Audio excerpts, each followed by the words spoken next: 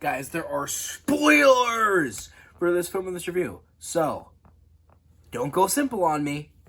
Go out, watch film, and come back. You have been warned.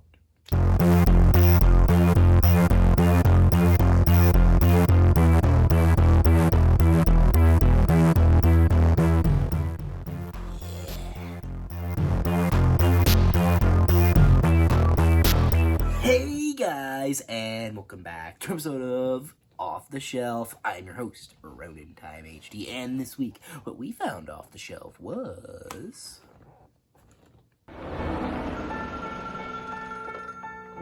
Hello. Having a good time? What was it? Your husband. The more I think about it, the more irritated I get. It's not strictly legal. He's right. I do.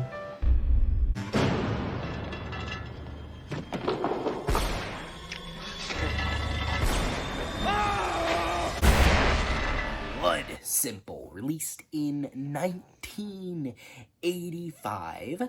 This film is a Coen Brothers film, the first Coen Brothers film, which is fucking crazy, but I'll get into that later.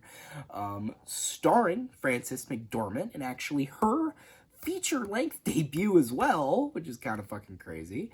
As well as also starring John Getz, I think it was Dan Hedaya, I believe is how you say it, and Emmet Walsh. And this film is a neo-noir crime thriller. I'm going to just get this, just right off the bat right now. I think this film is probably one of the greatest, directorial debuts I've ever fucking seen. It's like the Coen brothers were fucking in their bag in this movie.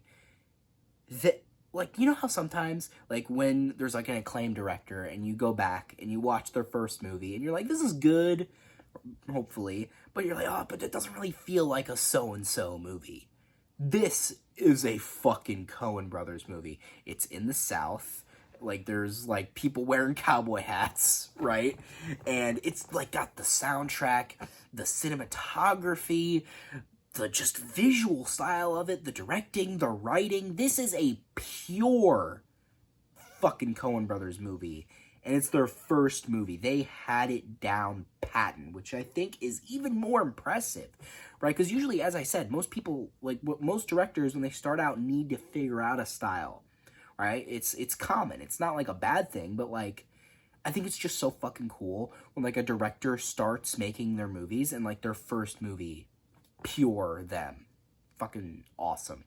And this movie, god damn is it so fucking good. So, essentially, the movie is, it's obviously being a noir film, it's, there's, a mystery there. There's, a murder, and characters are trying to figure out what's going on. But the twist is that the audience already knows everything that's happening. But none of the characters have any fucking idea what's happening. So, it's an inverse, because usually the characters know what's happening, and we don't, and we gotta figure it out, with the characters. But we already know, and they never fucking figure it out. Nobody ever, at any point of the movie, actually fully understands what's happening. And it's just, it's such a good, it's just so good at that, because even though you already know what's happening, you get engaged, because there's points in the movie where are they gonna figure out what's going on? Are they gonna really, put the pieces together? Are they gonna, find it? One thing that I love is there's multiple scenes where they'll, go back to the scene of the murder, the characters, and there's, there'll always be the shot of, them looking around the room, and there's always the shot of, one of the murderer who killed, one of the characters, Marty. He left a very damning piece of evidence at the crime scene, his lighter, but it's underneath some fish on the table, and nobody finds the lighter. And, there are multiple shots where when characters come back, they'll, show the table with the lighter and the fish in the foreground with the characters in the background, doing something. And they make you think, oh, wait a minute. Oh, they keep showing the lighter. Somebody's going to find the lighter. They're going to catch him. But they never do.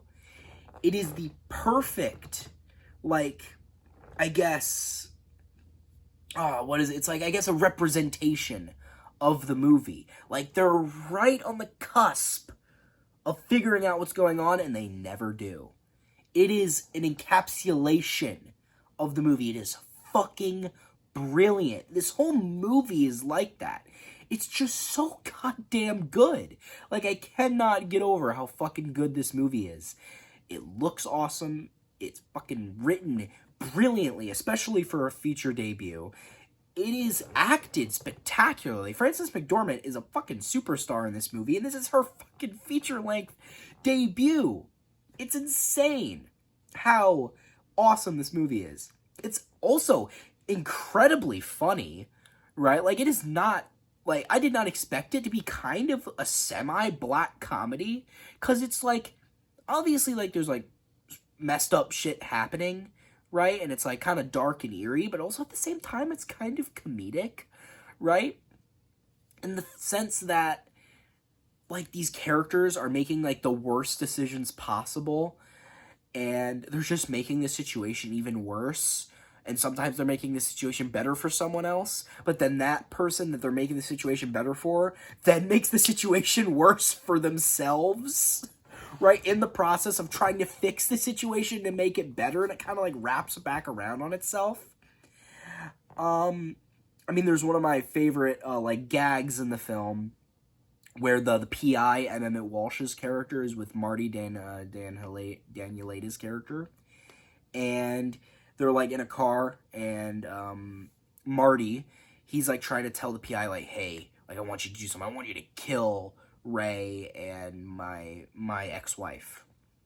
But before they have the conversation, he has this, like, fucking weird, like, Barbie car, like, I guess, decoration that's hanging from his rearview mirror, and it has, like a lamp, like, pull switch, and he pulls it, he's like, look at that, that's great, and it's, like, her boobs are glowing and, like, blinking like headlights, and then Marty just, like, with the deadpan, like, most fucking miserable look on his face, just goes, like, just silently switches it off, and then they just keep talking.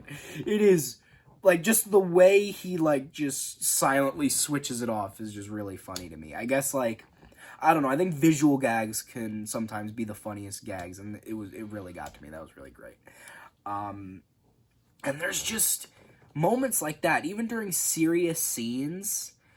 There's even moments of levity that are not abrasive, right? I think the movie is so well paced that even during a serious scene, they can throw in, like, a gag, and it won't feel out of place. Like, it won't take you out of the scene.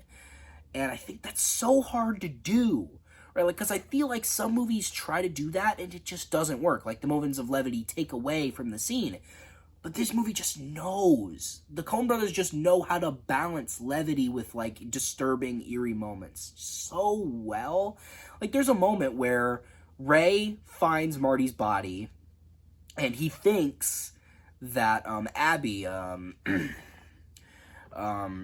McDormand's character, he thinks she did it, right? Because she talked about hating him, and he broke into their house at one point and, like, basically tried to, like, kill her, essentially. I mean, we don't really know what he was gonna do, but he was, like, you know, grabbing her and attacking her. So he thinks that she did it. So he cleans up the scene as to the best of his ability, and he puts him in the back of his car and drives him on, like, into the middle of nowhere to try to do something with him. But then he finds out he was alive, and then he, like, you know, this whole thing happens, and he has to get him back in the car after he crawls out. But then he's gonna bury him alive, which he does, and he he murders him. He's the one who actually murders him. The PI doesn't even actually murder him. It was Ray, thinking that Abby did it. But so then he waits there the whole night, so that he, like, doesn't, I guess, escape the grave, I guess is why he stays overnight, to, like, kind of overwatch it until morning. And then he gets into the car, and there's, like, this, like, really badass track playing in the background, and he gets in the car, and there's, like, a big wide shot, and then it goes, and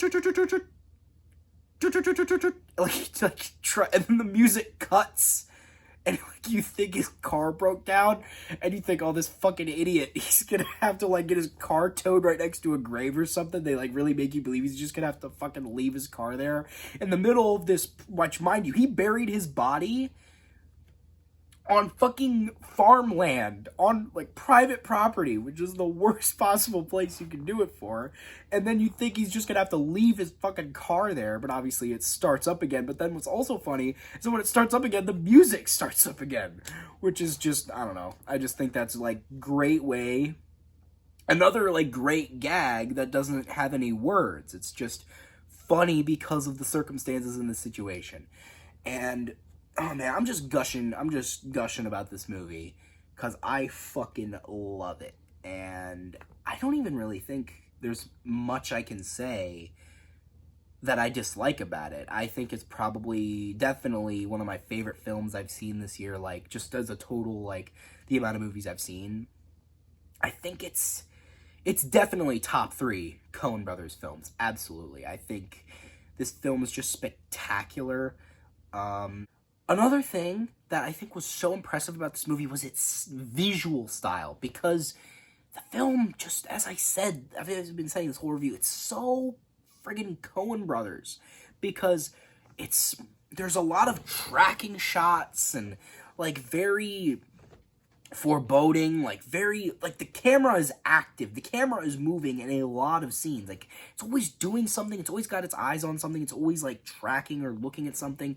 And there's always, it's like always, as I said, it's always moving, I guess is what I meant to say. But one shot I especially really like, which I think people have mentioned a lot who've seen this movie, but it's just that damn good of a shot, is a shot in the bar where there's like, they're at the counter, and it just like goes down the whole counter and like then goes onto like a passed out drunk guy on the counter. But it kind of like goes through the whole bar in the process of getting to the drunk guy. And when they do it, the camera just goes over the counter.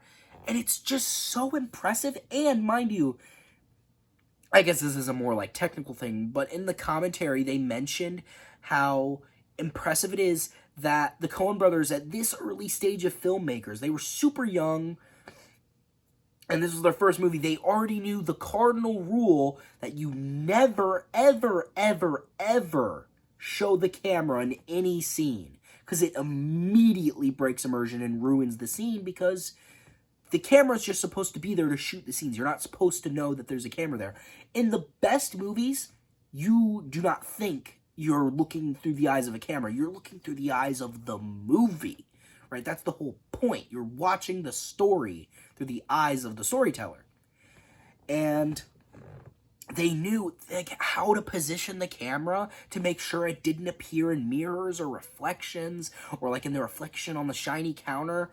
It's just immaculate. I think, and like there's so many other shots like that. There's a shot like from that kind of reminds me of like fucking Sam Raimi Evil Dead shots, where it was like kind of like a shaky cam that's like a tracking shot on the ground that moves fast to a character, like, and I don't know, it's just striking, I guess is a good way to describe it. It's a fucking beautiful film. I think I'm just gonna get to recommendations and like wrap this up here, because I mean, if I could, I would talk about this film all day, but I don't have all day, so I'm just going to wrap it up here. And I would absolutely recommend this film. If you're a fan of the Coen brothers, absolutely.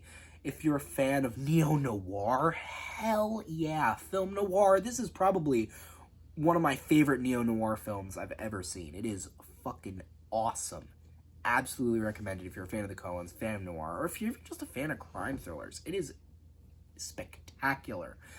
And with that being said, what would I rate this film, you may ask? Well, I think I would rate this film an 8.5 out of 10. And, yeah, I think I've said what I need to say. I think I've said my piece. So, guys, I hope you liked this video. If you're with friends, subscribe, turn those notifications on, comment down below on how much you liked it. And I've been HD off to give him the message if I see him.